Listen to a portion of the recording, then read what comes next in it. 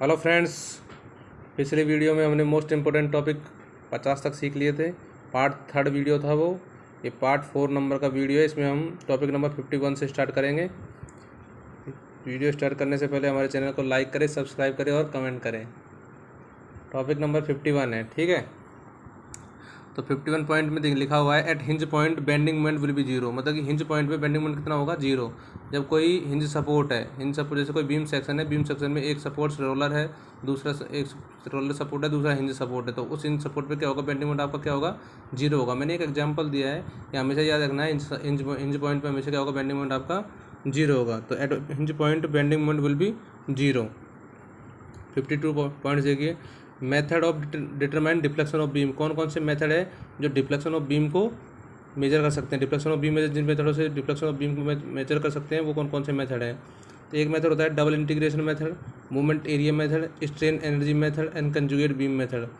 मैंने एक चीज़ बताई है कि आपको जब बीम के में डिफ्लेक्शन मेजर करना है तब आपको 4 मेथडों से आप डिफ्लेक्शन ऑफ बीम फाइंड कर सकते हो। जब क्वेश्चन में पूछा जाएगा तो इनमें से ये पूछा जाएगा कि इनमें से कौन सा मेथड डिफ्लेक्शन ऑफ बीम काम में नहीं आता या फिर कौन सा आता है। मतलब एक यदि कौन सा आता है तो एक आंसर रहेगा उसमें, और कौन सा नहीं आता तो उसमें से कौन सा नहीं आता तो उसमें 3 तो सही रहेंगे और एक गलत रहेगा, ठीक है। तो double integration method, moment area method, strain energy method और कंजुगेट बीम मेथड, ये चारों मेथड हैं जो डिफ्लेक्शन ऑफ बीम फाइंड करने के लिए काम में आते हैं। 53 पॉइंट देखिए। Equation in pure bending. Pure bending की इक्वेशन कौन सी होती है? ये most of the important equation है सिविल इंजीनियरिंग की। प्योर बेंडिंग के केस की इक्वेशन है M/I सिग्मा/y E/r, ठीक है। तो M यहाँ पे क्या होता है? बेंडिंग मोमेंट है, सिग्मा यहाँ पे बेंडिंग स्ट्रेस है, I यहाँ पे moment of inertia of cross section about neutral axis है, और 1/r है यहाँ पे क्या होगा? आपका कर्वेचर होगा। और E is the modulus of elasticity of steel है, 2 × 10⁵ Nm/mm² है जो आपका। तो इक्वेशन ऑफ प्योर बेंडिंग में कभी कभी पूछ जाती है, और कभी कभी इसके टर्म्स में कोई किसी की वैल्यू भी फाइंड कराता है, या बेंडिंग स्ट्रेस की फाइंड कराता है, या फिर कर्वेचर की वैल्यू फाइंड कराता है। तो आपको हमेशा ये याद रखनी है equation of pure bending. 54 number point है। इसमें पूछा है maximum shear stress for different section. Maximum shear stress for different section की बात कर रहा है, तो डिफरेंट सेक्शन के लिए मैक्सिमम शियर स्ट्रेस की वैल्यू अलग अलग होगी, और उनके लिए अलग अलग सेक्शन को अलग अलग उसका वो होगा, शेप भी अलग अलग होता है। तो रेक्टेंगुलर सेक्शन की बात करें तो मैक्सिमम शियर स्ट्रेस होगी 3/2 × tau average. Average shear stress मतलब एवरेज शियर स्ट्रेस का 1.5 गुना मैक्सिमम शियर स्ट्रेस होगी।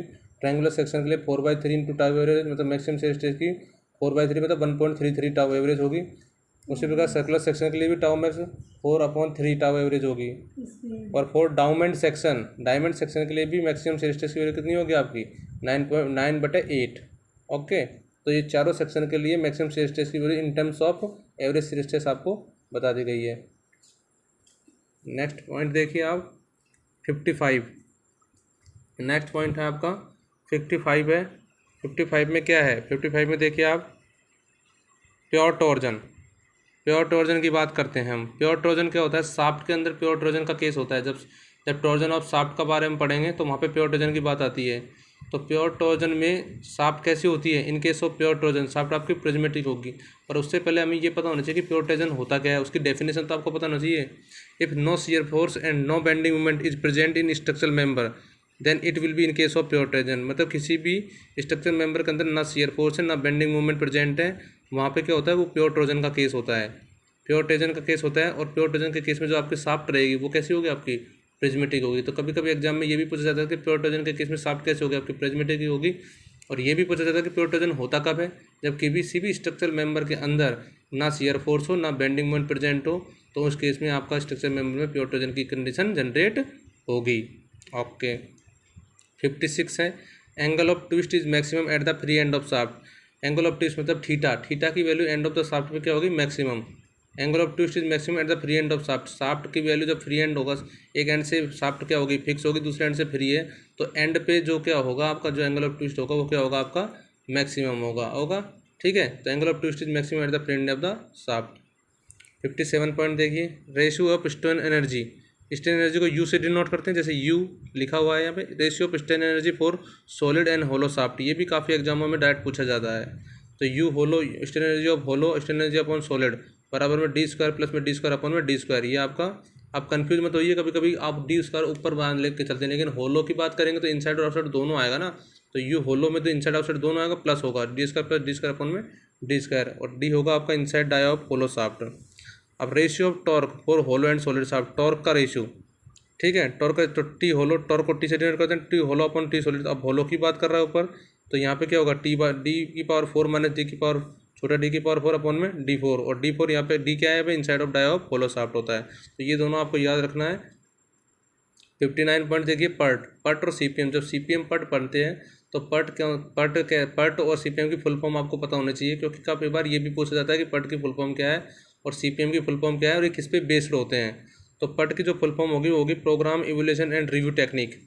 पी से प्रोग्राम, ई से इवोल्यूशन, आर से रिव्यू, टी से टेक्निक होती है, और ये प्रोबेबिलिस्टिक अप्रोच पे डिपेंड करती है। पट किस पे डिपेंड करता है, प्रोबेबिलिस्टिक अप्रोच पे डिपेंड करता है। और सीपीएम जो होता है इसका फुल फॉर्म है सी से क्रिटिकल, पी से पाथ और एम से मेथड होता है, और ये डिटर्मिनिस्टिक अप्रोच पे डिपेंड करती है। तो दोनों के बारे में आपको पता होना चाहिए। सीपीएम प्रोबेबिलिस्टिक अप्रोच पे डिपेंड करती है, और नहीं सॉरी, सीपीएम आपकी डिटर्मिनिस्टिक अप्रोच पे डिपेंड करती है, और पट आपकी प्रोबेबिलिस्टिक अप्रोच पे डिपेंड करती है। और इनकी फुल फॉर्म क्या होगी, पट की होगी program evolution review technique, and CPM की होगी क्रिटिकल पाथ मेथड। जब सीपीएम पट सब्जेक्ट पढ़ते हैं तब शुरू में यही आता है, तो इसके बारे में पता चाहिए। ये बेसिक क्वेश्चन है जो कभी कभी पूछ लिए जाते हैं, ठीक है। यही पट सीपीएम का अगला पॉइंट भी पट सीपीएम के पे ही है।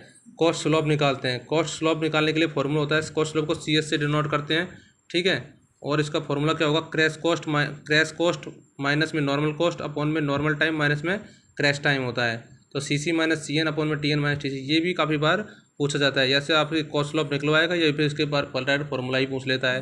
तो CC यहाँ पे क्रैश कॉस्ट होगा, CN नॉर्मल कॉस्ट होगा, TC क्रैश टाइम होगा और TN नॉर्मल टाइम होगा, ठीक है। 61 नंबर टॉपिक देखिए आप। 61 नंबर टॉपिक के अंदर 61 में है फाइननेस मॉडुलस।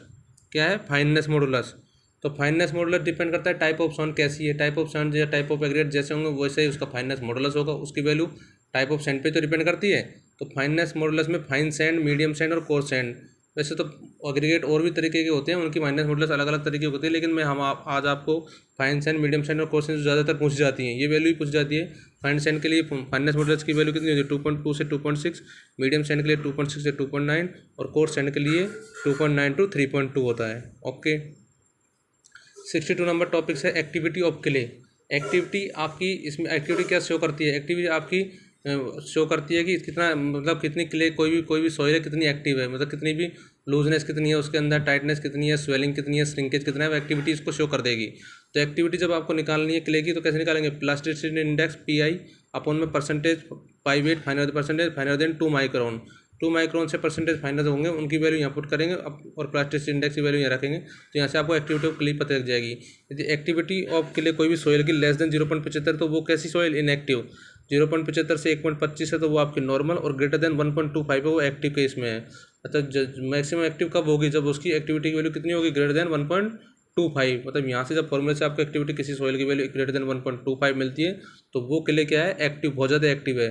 तो आपने एक सुना होगा ब्लैक कॉटन सॉइल, सुनी होगी, ब्लैक कॉटन सॉइल होती है वो बहुत ज़्यादा एक्टिव है। Black cotton soil is very active.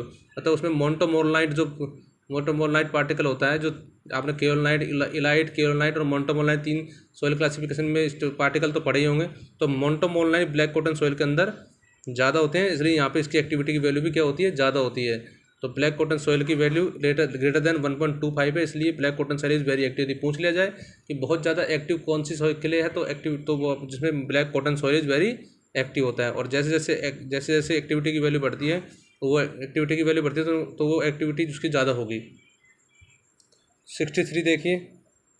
63 में height of water in capillary tube. Height of water in capillary tube तो H बराबर 4 सिग्मा cos थीटा अपॉन में रो GD, ठीक है। Height of capillary water in tube है, sigma surface tension है। और ये ध्यान रखना है, for capillary action dia of tube should be less than 3 centimetre. Dia of tube should be less than 3 centimetre होता है। थीटा 0 डिग्री होगा जब दोनों वाटर और ग्लास के बीच में एंगल होता है 0 डिग्री, जब वाटर ग्लास की बात की जाए। और थीटा 128 से 132 डिग्री के बीच में होगा जब ग्लास के अंदर क्या भरी होगी, मरकरी भरी होगी। तो मतलब दोनों का डायरेक्ट कॉन्टैक्ट होगा। जब वाटर के साथ डायरेक्ट कॉन्टैक्ट होगा ग्लास का तो 0 डिग्री, और थीटा 128 से 132 होगा जब आपका और मरकरी एंड ग्लास का कॉन्टैक्ट होगा। और एच की value 4 sigma cos theta upon rho GD, मतलब कैपिलराइज इस फॉर्मूले से आप निकाल सकते हो। 63 नंबर पॉइंट देखिए। डेंसिटी ऑफ मरकरी कितनी होगी, 13.6 इंटू 10⁻³ किलोग्राम पर मीटर क्यूब, और डेंसिटी ऑफ एयर होगी 1.25 किलोग्राम पर मीटर क्यूब होगी, ओके। 64 पॉइंट है, एट मीन सी लेवल एटमॉस्फेरिक प्रेशर कितना होगा। तो ये 4 कंडीशन दी हुई है। मीन सी लेवल पे एटमॉस्फेरिक प्रेशर की 4 वैल्यू होती है। 1.01 इंटू 10⁵ पास्कल हो सकता है, 1 बार हो सकता है, 10.3 metre of height of water हो सकता है, और 76 सेंटीमीटर हाइट ऑफ मरकरी हो सकता है। मतलब कि एट मीन सी लेवल एटमॉस्फेरिक प्रेशर ये 4 हो सकते हैं, ये आपको याद रखने हैं। ये 4 वैल्यू हैं जो मीन सी लेवल पे एटमॉस्फेरिक प्रेशर की 4 वैल्यू होती हैं। इन 4 में से कभी क्वेश्चन में पूछा जाता है तो ये आप बता सकते हो कि ये चार वैल्यू एटमॉस्फेरिक प्रेशर की है जो मीन सी लेवल पे होती है। ठीक है। 65 देखिए, piezometer is suitable for small and positive pressure measurement.